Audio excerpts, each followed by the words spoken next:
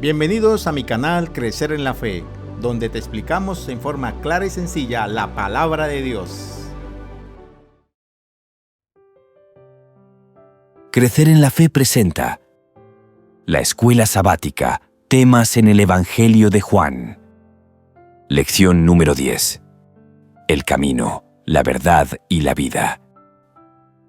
El texto para memorizar es Juan capítulo 1, versículo 18.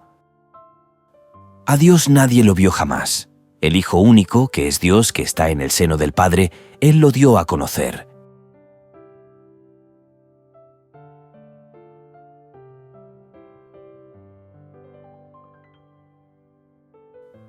El Evangelio de Juan se divide en 4 secciones principales. La primera, el prólogo. La segunda, la sección acerca de las señales. La tercera, sección acerca de la gloria. Y la cuarta, el epílogo. Hasta ahora, el estudio hecho en los videos anteriores se ha centrado principalmente en las secciones 1 y 2, es decir, en el prólogo y en la sección dedicada a las señales. En las 2 primeras secciones se expone quién es Jesús a través de sus milagros o señales, diálogos y enseñanzas. El estudio de hoy se centra en la tercera sección de Juan, la que trata sobre acerca de la gloria. Curiosamente, las famosas 7 afirmaciones «Yo soy» forman un puente entre la sección de las señales y la de la gloria. Esas 7 afirmaciones son: «Yo soy el pan de vida, yo soy la luz del mundo, yo soy la puerta, yo soy el buen pastor, yo soy la resurrección y la vida, yo soy el camino, la verdad y la vida, yo soy la vid verdadera». Si te estás gustando este video, no olvides darle me gusta, dejar tus comentarios y sugerencias. Tu opinión es importante. El estudio de hoy lo vamos a iniciar analizando el propósito del discurso de despedida y su introducción con el significativo episodio del lavamiento de los pies de los discípulos por parte de Jesús. Luego, se abordará la declaración «Yo soy» del capítulo 14, versículo 6. Yo soy el camino, la verdad y la vida. Y este estudio lo haremos mediante los siguientes puntos. Primero, les he dado ejemplo. Segundo, ciertamente volveré. Tercero, yo soy el camino, la verdad y la vida. Cuarto, yo soy la verdad.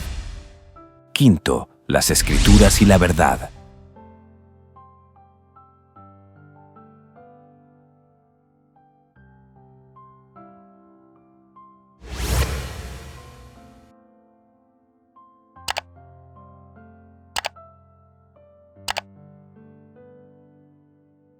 Les he dado ejemplo. Juan capítulo 13, versículo 15. Porque ejemplo os he dado, para que como yo os he hecho, vosotros también hagáis.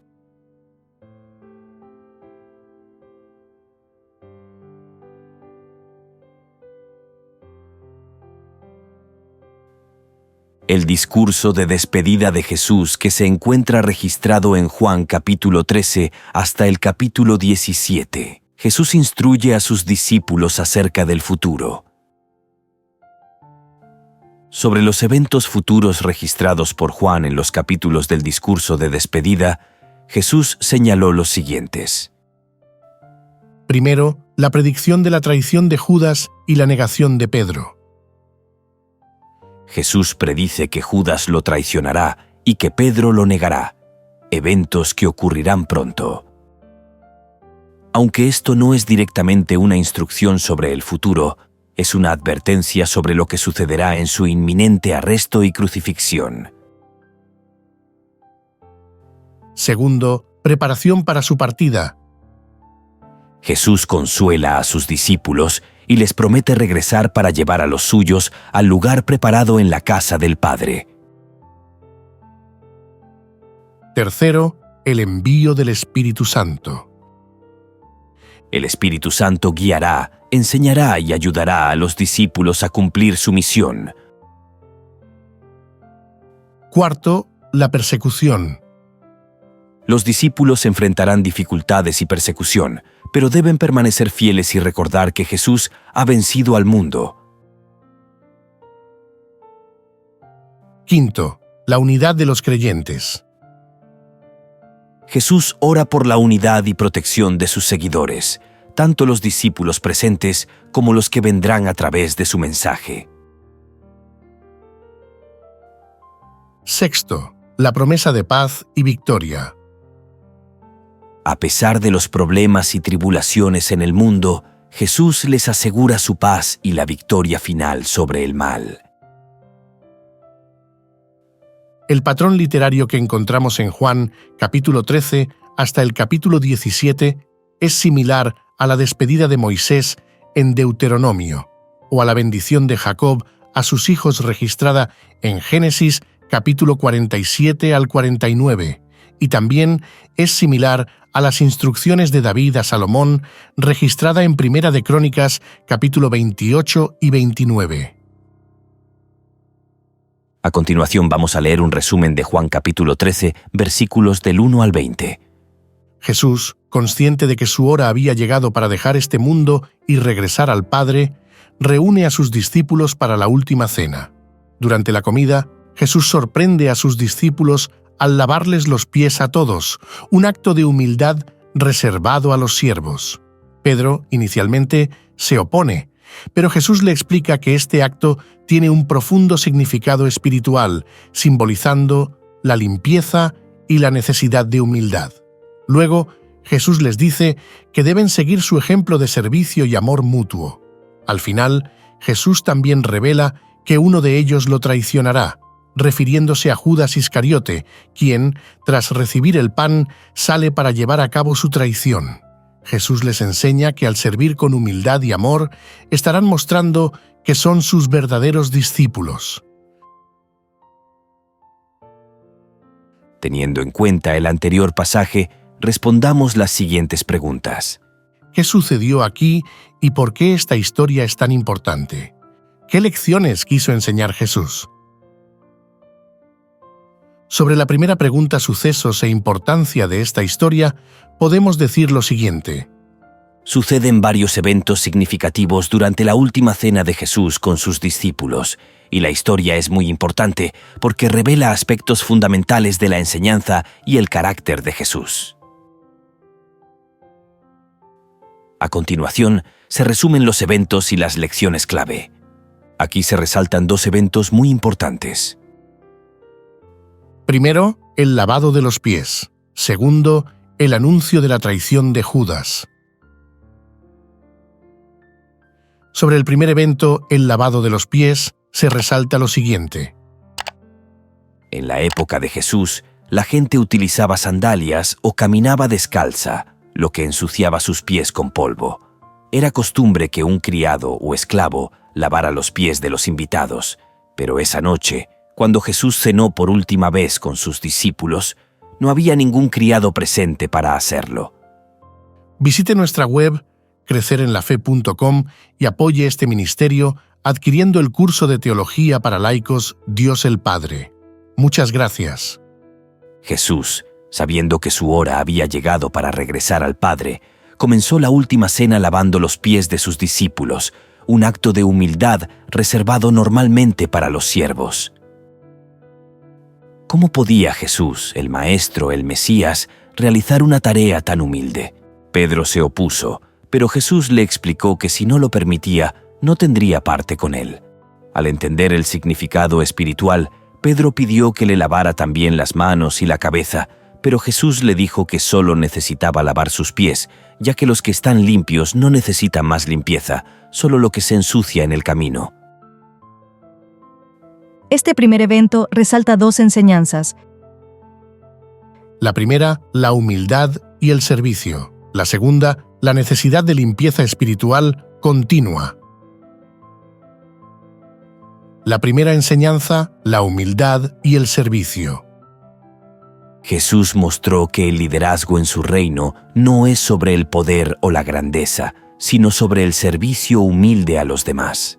Al lavar los pies de sus discípulos, Jesús les dio el ejemplo de cómo deben tratarse unos a otros, con amor, humildad y disposición para servir.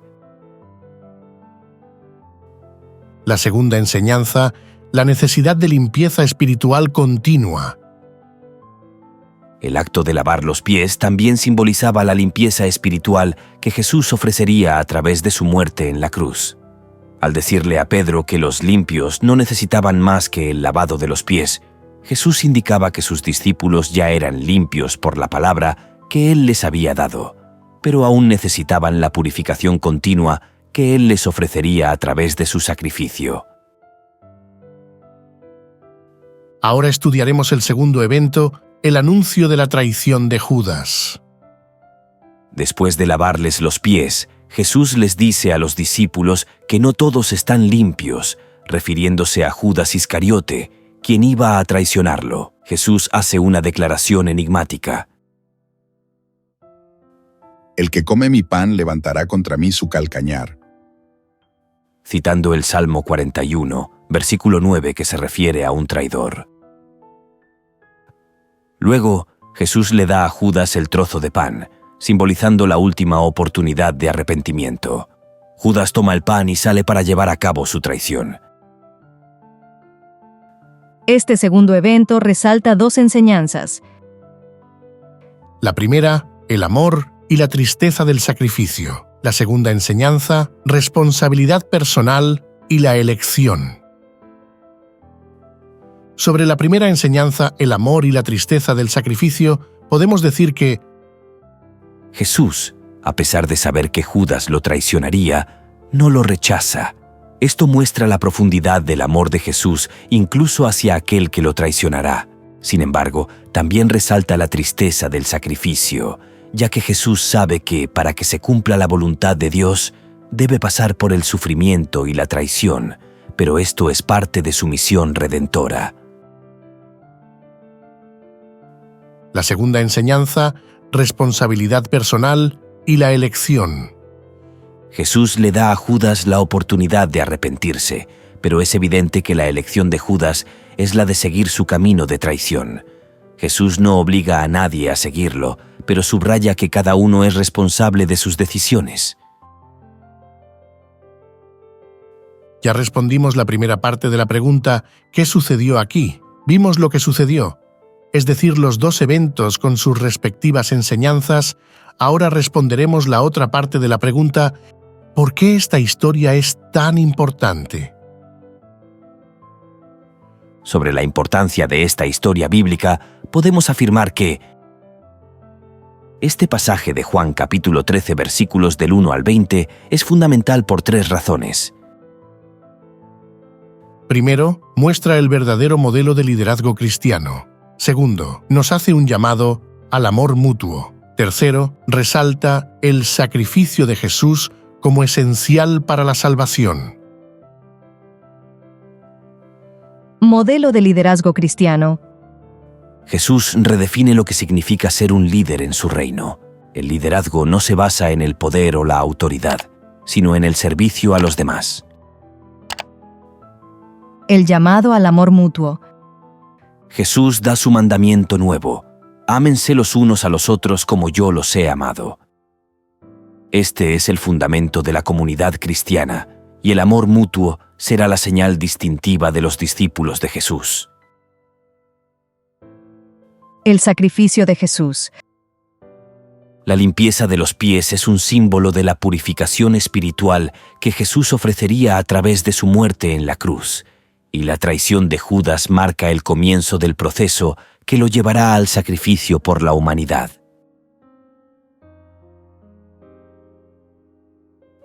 Sobre la segunda pregunta, ¿qué lecciones quiso enseñar Jesús? Las lecciones que Jesús quiso enseñar son: primero, Servir a los demás. Segundo, la purificación espiritual continua y disponible por parte de Dios. Tercero, el amor mutuo. Cuarto, la importancia de la libertad en las elecciones humanas. el significado de la acción de Jesús está ligado a quién es Él. Jesús afirma que es el Maestro y el Señor, títulos con los que ellos se dirigían a Él y que expresan autoridad y poder. Sin embargo, Jesús enseña que el poder y la autoridad deben usarse para servir, no para engrandecerse. Para concluir esta sección, vamos a extraer de este estudio 2 importantes lecciones espirituales. La primera, el liderazgo cristiano, se basa en servir a los demás. No importa cuán grande sea nuestra posición o nuestra influencia, nuestra verdadera grandeza en el reino de Dios está en nuestra disposición para servir humildemente a los demás, especialmente a aquellos que no pueden recompensarnos. Este principio debe ser una práctica diaria en nuestras vidas, tanto en la iglesia como en nuestras relaciones cotidianas. Si Jesús, el Hijo de Dios, se humilló de esta manera, ¿cuánto más nosotros, que somos sus seguidores, debemos imitar ese ejemplo de servicio? La segunda, todos los cristianos debemos participar de la Cena del Señor. Como creyentes necesitamos reconocer que, aunque hemos sido perdonados por la gracia de Dios y hemos sido lavados de nuestros pecados a través de la obra redentora de Cristo, necesitamos una purificación constante. Este proceso no es solo un evento pasado, sino que debe ser continuo a medida que caminamos en el mundo, enfrentando tentaciones y desafíos. La limpieza de los pies simboliza nuestra necesidad de arrepentirnos y mantenernos humildes, constantemente buscando la purificación que solo Jesús puede ofrecer. De acuerdo con el ejemplo de Jesús, la Iglesia Adventista practica lo que denomina el rito de humildad, lavamiento de pies, como preparación para la Cena del Señor.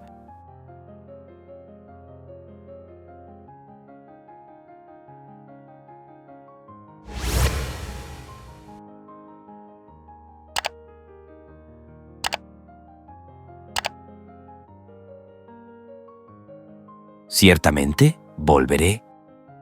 Juan capítulo 14, versículo 3. Y si me fuere y os preparare lugar, vendré otra vez, y os tomaré a mí mismo, para que donde yo estoy, vosotros también estéis.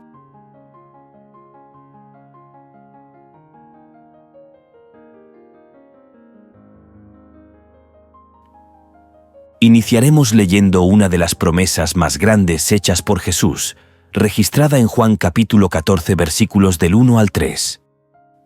No se turbe vuestro corazón. Creéis en Dios, creed también en mí. En la casa de mi Padre muchas moradas hay. Si así no fuera, yo os lo hubiera dicho. Voy, pues, a preparar lugar para vosotros. Y si me fuere y os preparare lugar, vendré otra vez, y os tomaré a mí mismo, para que donde yo estoy, vosotros también estéis. Teniendo en cuenta el anterior texto, respondamos: ¿En qué contexto dijo Jesús estas palabras? Jesús habla a sus discípulos en el contexto de su última cena antes de su crucifixión. Este discurso ocurre en un momento de gran tensión y preocupación para los discípulos, ya que Jesús les había anunciado que iba a partir y que uno de ellos lo traicionaría. Además, les había hablado de su muerte inminente, lo que generaba incertidumbre y miedo en ellos. Al final de Juan capítulo 13, Jesús dice que se va, lo que hace que Pedro le pregunte a dónde.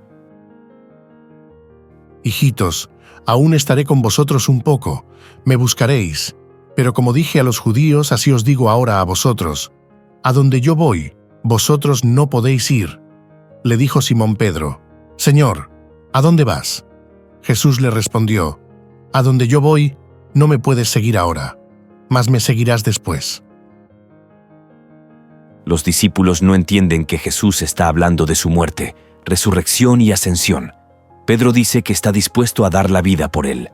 Entonces, Jesús predice la negación del discípulo. Le dijo Pedro: Señor, ¿por qué no te puedo seguir ahora? Mi vida pondré por ti. Jesús le respondió: ¿Tu vida pondrás por mí? De cierto te digo, no cantará el gallo sin que me hayas negado 3 veces. Sobre el contexto y significado de Juan capítulo 14, versículos del 1 al 3, se resaltan 3 aspectos. Primero, consuelo en medio de la tristeza. Segundo, La promesa del regreso de Jesús. Tercero, la casa del Padre. Consuelo en medio de la tristeza. Jesús dice a sus discípulos que no se turben. El verbo griego traducido como turbar es el griego tarasso. Se encuentra 17 veces en el Nuevo Testamento. Y el griego tarasso significa agitar, perturbar, inquietar, confundir. No era de extrañar que los discípulos se sintieran confusos ante las palabras de Jesús acerca de su partida. Al notar Jesús que los discípulos están perturbados y les pide que no se angustien, les recuerda que, a pesar de su partida, deben seguir confiando en Él, así como confían en Dios. Esta invitación a la fe busca calmar sus corazones. La promesa del regreso de Jesús. Jesús, para contrarrestar sus temores, les habla de la gran promesa de su regreso. En un momento en que los discípulos sienten la inminente separación física de su Maestro, Jesús les promete que regresará. Esta promesa no solo les da consuelo, sino también esperanza sobre un futuro con Él. La casa del Padre. Jesús habla de la casa de mi Padre, lo que se refiere al reino celestial o el hogar eterno de Dios. Él les asegura que hay espacio para todos los creyentes y que Él va a preparar un lugar para ellos. Esta es una referencia a la vida eterna con Dios, que será accesible para aquellos que sigan a Jesús. Sus palabras van más allá de la tormenta de la cruz, hacia el momento en que regresará para redimir a su pueblo.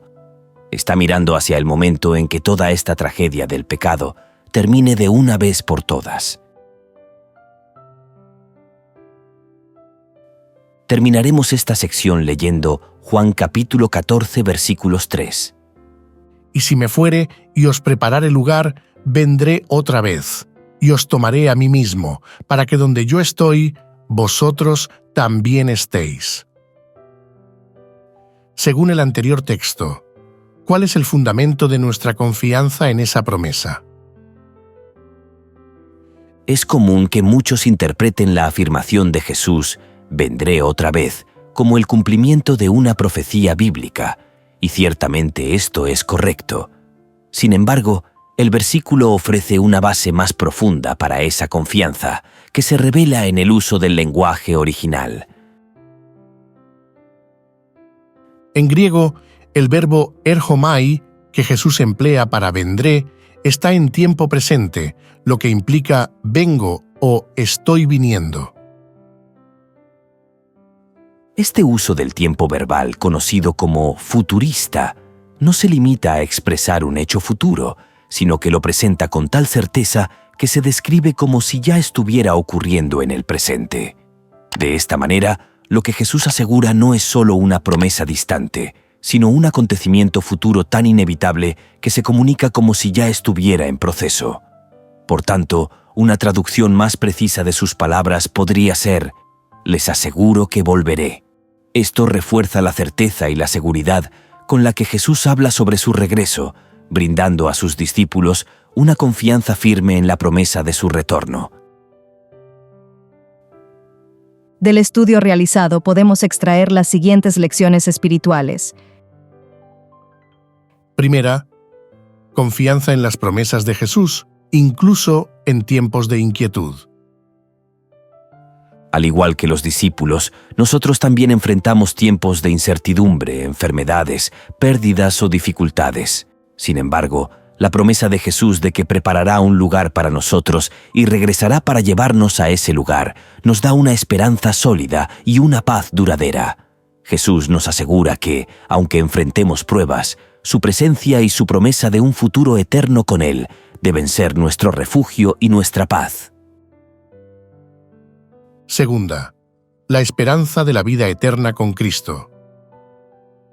Este mensaje es profundamente relevante para nosotros hoy, ya que vivimos en un mundo lleno de incertidumbres, sufrimientos y caos. El regreso de Jesús y la promesa de estar con Él en la casa del Padre nos dan un propósito y una esperanza que trascienden cualquier dificultad temporal. Cuando enfrentamos pruebas, podemos recordar que no estamos luchando por una vida pasajera, sino que nuestra fe nos lleva hacia un futuro eterno, donde la paz, el gozo y la comunión con Dios serán eternos.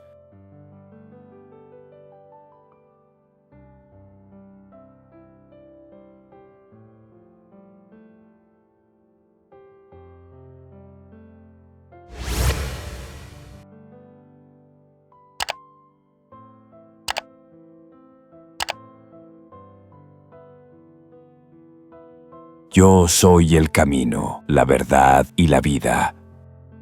Juan capítulo 14, versículo 6. Jesús le dijo, Yo soy el camino y la verdad y la vida. Nadie viene al Padre sino por mí.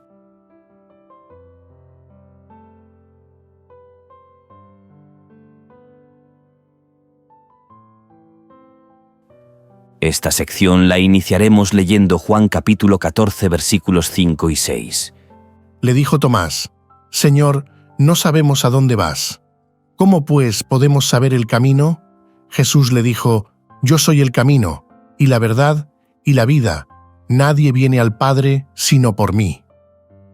Teniendo en cuenta los anteriores 2 versículos de Juan capítulo 14, responde, ¿Qué preguntó Tomás acerca del lugar a donde iba Jesús? ¿Cómo respondió Jesús? Sobre la pregunta de Tomás, podemos decir que Tomás, al escuchar a Jesús hablar sobre su partida y el lugar al que iba, expresa su incertidumbre y duda. Su pregunta es clara. Señor, no sabemos a dónde vas. ¿Cómo pues podemos saber el camino? Tomás no entendía completamente a qué lugar se refería Jesús, ni cómo podían seguirlo. Al no comprender, su pregunta refleja la confusión común entre los discípulos, que aún no comprendían el alcance total de la misión de Jesús, ni su naturaleza divina y el propósito de su partida. La pregunta de Tomás parece bastante lógica. Si no sabes a dónde va alguien, ¿cómo puedes saber el camino para seguir a esa persona? La respuesta de Jesús. Jesús responde con una afirmación profunda y clara. Yo soy el camino, y la verdad, y la vida. Nadie viene al Padre sino por mí. En esta respuesta, Jesús no solo aclara que Él es el único acceso al Padre, es decir, al cielo o al reino de Dios, sino que también revela aspectos esenciales de su identidad. ¿Cuáles aspectos esenciales revela Jesús sobre su identidad? Revela 3 aspectos. Primero, Él es el camino. Segundo, Él es la verdad. Tercero, Él es la vida.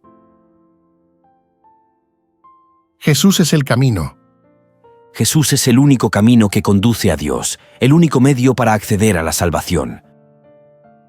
Jesús es la verdad. Él es la plena revelación de la verdad divina. Toda la enseñanza de Jesús está basada en la verdad de Dios, y Él mismo es esa verdad viviente. Jesús es la vida. Jesús es la fuente de la vida eterna, y mediante Él, los creyentes pueden tener vida abundante y eterna con Dios. La respuesta de Jesús no solo aclaró el camino espiritual, sino que también subrayó que el acceso al Padre es solo a través de Él. En este versículo, Jesús establece la centralidad de su persona como el único mediador entre Dios y los seres humanos. Por consiguiente, Jesús es el camino hacia el Padre. Sin Él, nuestra comprensión acerca de quién y cómo es Dios sería limitada. Avanzaremos nuestro estudio leyendo el siguiente texto. Si me conocieseis, también a mi Padre conoceríais, y desde ahora le conocéis, y le habéis visto. Felipe le dijo, Señor, muéstranos el Padre y nos basta. Jesús le dijo, ¿tanto tiempo hace que estoy con vosotros y no me has conocido, Felipe? El que me ha visto a mí, ha visto al Padre. ¿Cómo pues dices tú, muéstranos el Padre? ¿No crees que yo soy en el Padre y el Padre en mí? Las palabras que yo os hablo, no las hablo por mi propia cuenta, sino que el Padre que mora en mí, Él hace las obras. Creedme que yo soy en el Padre y el Padre en mí. De otra manera, creedme por las mismas obras. Con la anterior información bíblica respondamos lo siguiente. ¿Cómo aclaró Jesús el malentendido de Felipe? Felipe muestra un malentendido respecto a la relación entre Jesús y el Padre. Jesús aprovecha esta oportunidad para aclarar la cuestión y profundizar en la revelación de su identidad divina. Para hacer esta aclaración, debemos tener en cuenta dos aspectos. Primero, el malentendido de Felipe. Segundo, la respuesta de Jesús. El malentendido de Felipe. Felipe, al igual que otros discípulos, parece no entender completamente la naturaleza de la relación de Jesús con el Padre.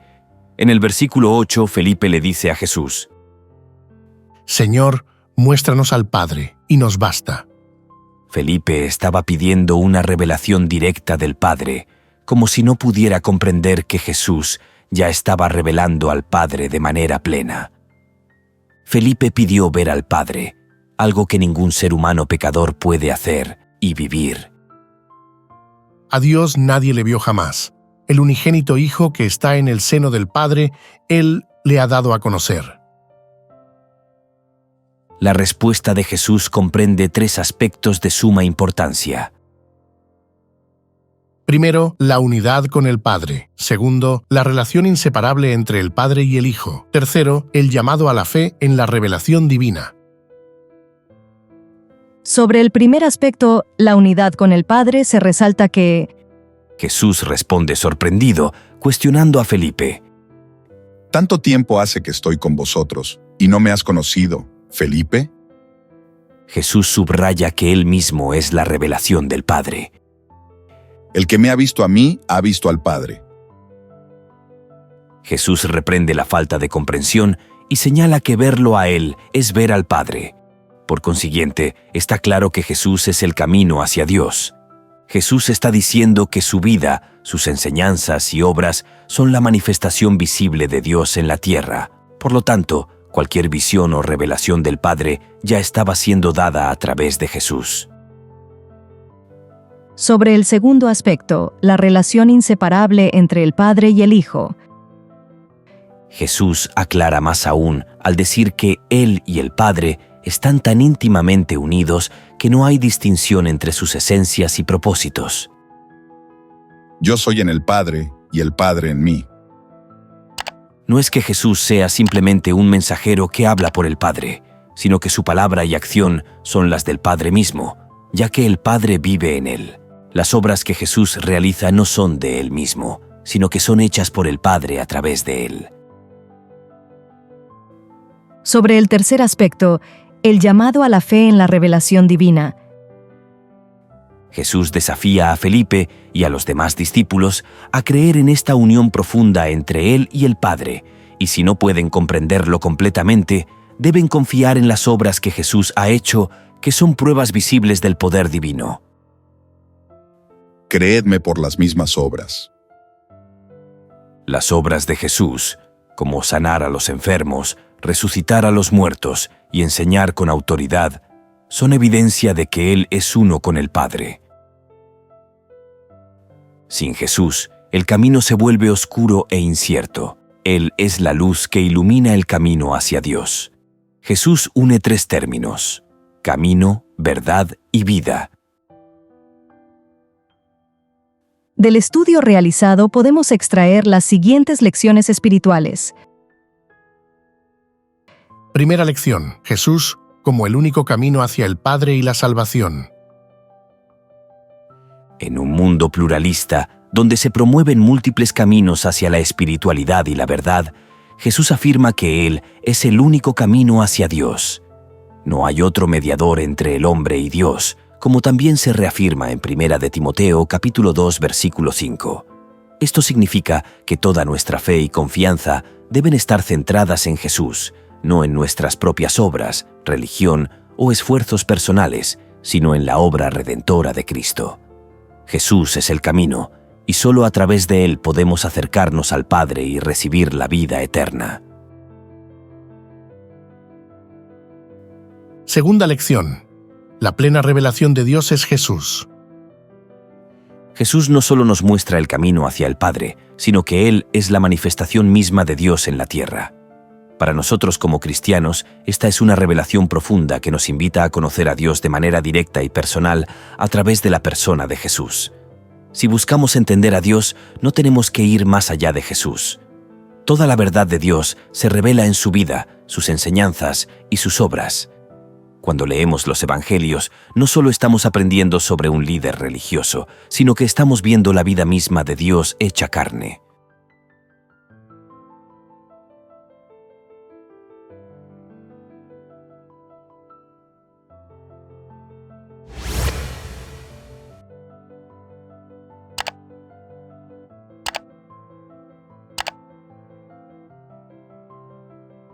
Yo soy la verdad. Juan capítulo 8, versículo 32. Y conoceréis la verdad, y la verdad os hará libres.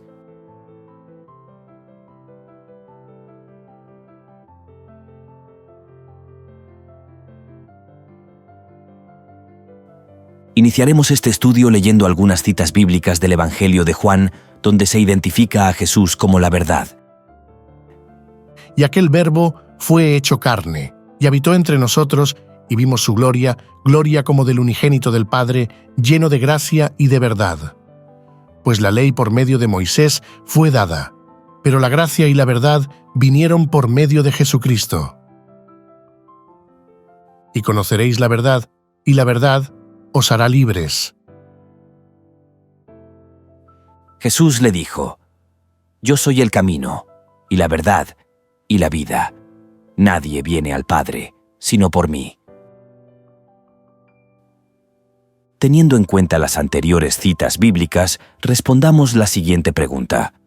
¿Cómo vincula Juan el concepto de verdad directamente con Jesús? Juan vincula el concepto de verdad directamente con Jesús, teniendo en cuenta lo siguiente.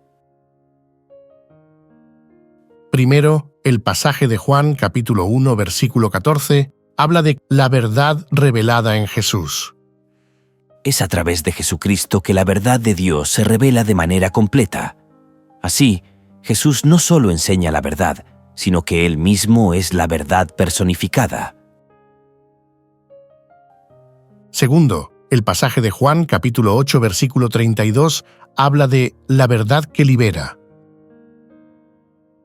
La verdad no es un concepto filosófico, sino que es una relación con Cristo.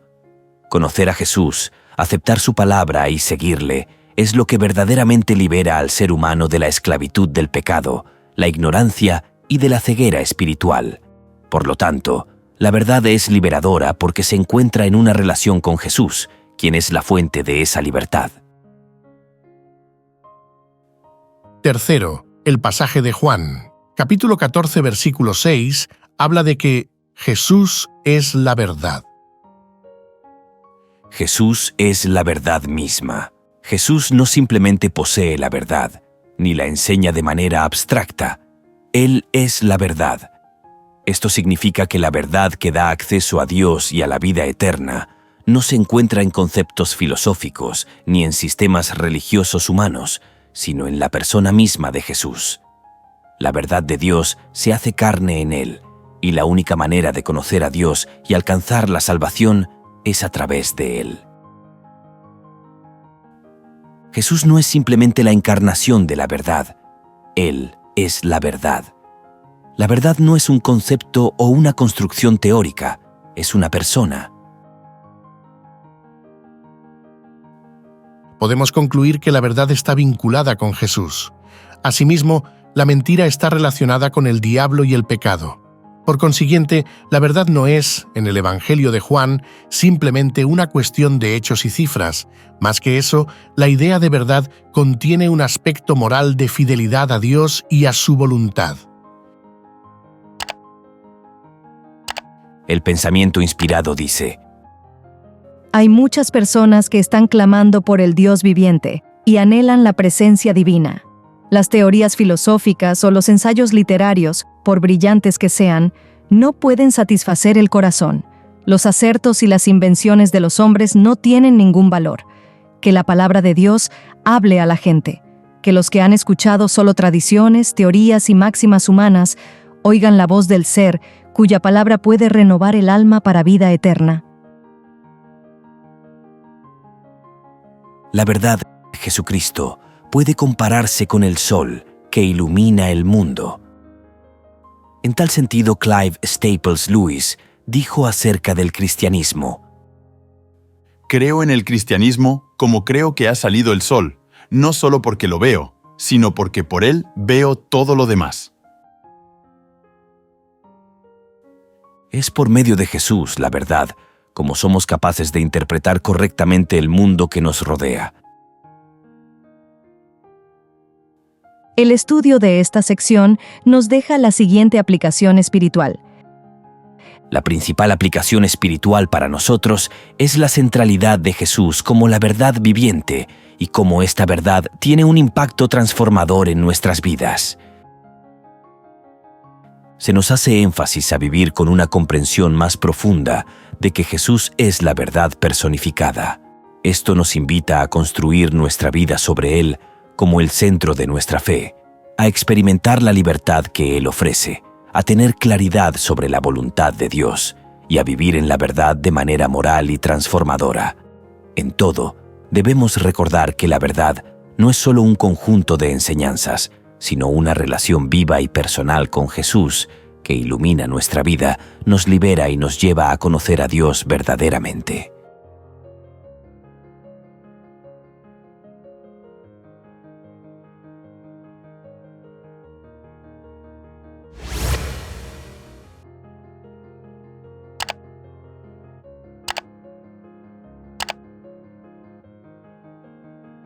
Las Escrituras y la verdad. Juan capítulo 5, versículo 39. Escudriñad las Escrituras, porque a vosotros os parece que en ellas tenéis la vida eterna, y ellas son las que dan testimonio de mí.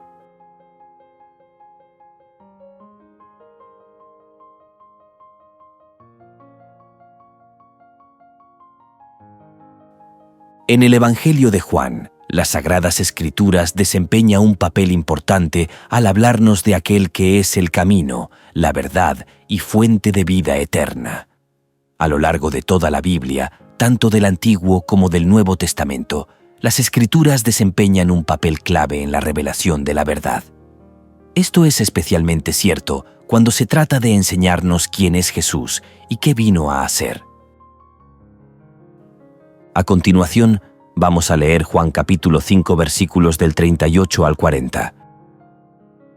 Ni tenéis su palabra morando en vosotros, porque a quien él envió, vosotros no creéis. Escudriñad las Escrituras, porque a vosotros os parece que en ellas tenéis la vida eterna, y ellas son las que dan testimonio de mí, y no queréis venir a mí para que tengáis vida. Según el anterior pasaje bíblico, respondamos el siguiente interrogante.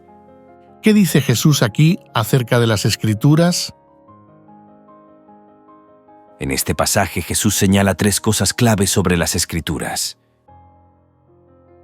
Primero, las Escrituras dan testimonio de Él. Segundo, la Escritura no da vida eterna por sí sola. Tercero, la falta de fe en Jesús. Las Escrituras dan testimonio de Él. Jesús les dice a los líderes judíos que las Escrituras que ellos estudian constantemente testifican acerca de Él. Es decir, todo el Antiguo Testamento, con sus profecías y símbolos, apuntaba hacia Jesús como el Mesías prometido. La Escritura no da vida eterna por sí sola. Aunque los judíos creían que el estudio de las Escrituras les otorgaría vida eterna, Jesús les corrige al afirmar que las Escrituras solo pueden dar vida en la medida en que apuntan a Él. La vida eterna no se encuentra simplemente en el conocimiento de las Escrituras, sino en venir a Jesús, quien es la fuente de esa vida. La falta de fe en Jesús. Jesús les dice que aunque ellos escudriñan las Escrituras, no creen en aquel a quien las Escrituras realmente testifican. Este es el problema. Aunque los líderes religiosos son expertos en las Escrituras, no reconocen que esas Escrituras hablan de Jesús y no aceptan su mensaje de salvación. Jesús y sus discípulos recurrieron vez tras vez a las Escrituras para validarlo como el Mesías. Cristo dijo: Si ustedes le creyesen a Moisés, me creerían a mí, porque él escribió de mí. Pero si no creen a sus escritos, ¿cómo creerán en mis palabras? Terminaremos nuestro estudio leyendo un último pasaje del Evangelio de Lucas. Y comenzando desde Moisés y siguiendo por todos los profetas, les declaraba en todas las Escrituras lo que de él decían. Teniendo en cuenta este pasaje bíblico, respondamos: ¿Por qué es importante que Jesús señalara en primer lugar las Escrituras para revelar el significado de su ministerio? Este versículo forma parte de la escena en la que Jesús se aparece a 2 de sus discípulos en el camino a Emaús, después de su resurrección. En esta ocasión, Jesús les explica cómo las Escrituras del Antiguo Testamento apuntan hacia Él y su misión. Es importante que Jesús señalara las Escrituras, específicamente los escritos de Moisés y los profetas, para revelar el significado de su ministerio por 6 razones clave. Primero, cumplimiento de la profecía. Segundo, validación de su autoridad. Tercero, mostrar la unidad de las Escrituras. Cuarto, preparación para el ministerio apostólico. Quinto, revelación de la plenitud de la salvación. Sexto, invitación a la fe en las Escrituras. Veamos una corta pero profunda explicación de cada una de las anteriores razones. Cumplimiento de la profecía. Las Escrituras del Antiguo Testamento estaban llenas de promesas y profecías sobre el Mesías. Al explicarles que Él era el cumplimiento de esas promesas, Jesús les muestra que su vida, muerte y resurrección no son eventos aislados, sino parte de un plan divino que había sido predicho desde el principio. Él es la culminación de toda la historia de la salvación narrada en las Escrituras. Validación de su autoridad. Al basarse en las Escrituras, Jesús no solo revela su identidad y misión, sino que también valida su autoridad. Para los discípulos y los oyentes judíos, las Escrituras eran la máxima fuente de autoridad. Al mostrar que su ministerio estaba en línea con lo que ya estaba escrito en los textos sagrados, Jesús les proporciona la certeza de que Él no estaba hablando desde su propia autoridad, sino como el cumplimiento de la voluntad divina expresada en las Escrituras. Mostrar la unidad de las Escrituras. Jesús enseña que todo el Antiguo Testamento, desde Moisés hasta los profetas, apunta hacia Él, destacando la unidad de las Escrituras. No son libros aislados, sino una narrativa coherente centrada en la obra redentora de Dios a través del Mesías. Esto muestra que la revelación de Jesús no es algo nuevo, sino el cumplimiento del plan de Dios desde el principio. Preparación para el ministerio apostólico. Al explicar a sus discípulos cómo las Escrituras hablaban de Él, Jesús les estaba preparando para su futura misión de predicar el Evangelio. Ellos necesitaban entender profundamente cómo la vida y obra de Jesús estaban conectadas con las Escrituras, ya que este conocimiento sería fundamental para enseñar a otros y difundir el mensaje cristiano. Revelación de la plenitud de la salvación. Las Escrituras del Antiguo Testamento no solo anticipaban la venida de un Mesías, sino que también daban pistas sobre la naturaleza de la salvación que Él traería, que no solo era para Israel, sino para todas las naciones. Al iluminarles cómo las Escrituras hablan de su sufrimiento, muerte y resurrección, Jesús también les revela la naturaleza completa de su obra redentora. Invitación a la fe en las Escrituras. Finalmente, Jesús invita a sus discípulos a creer en las Escrituras, ya que éstas son testigos veraces de la obra de Dios. Si reconocen que las Escrituras apuntan a Él, entonces deben creer en lo que ellas enseñan, que Jesús es el Cristo y que, en Él, se encuentra la salvación. La revelación de las Escrituras es, por tanto, una invitación a la fe, ya que a través de ellas podemos conocer el camino a la vida eterna.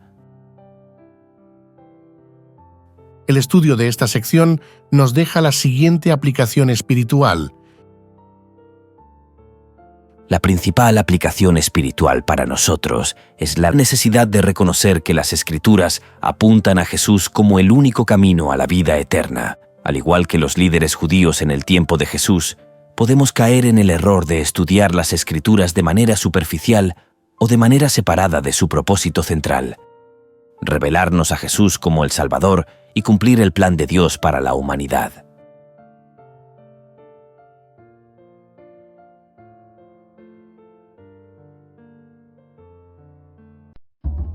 Crecer en la Fe les invita y les motiva a seguir estudiando las Sagradas Escrituras a través de este material.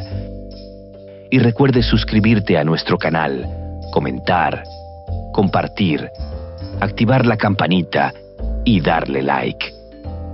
Esto será de gran ayuda para el crecimiento de nuestro ministerio y así poder llegar a muchas personas más. Muchas gracias por tu apoyo. Dios te bendiga.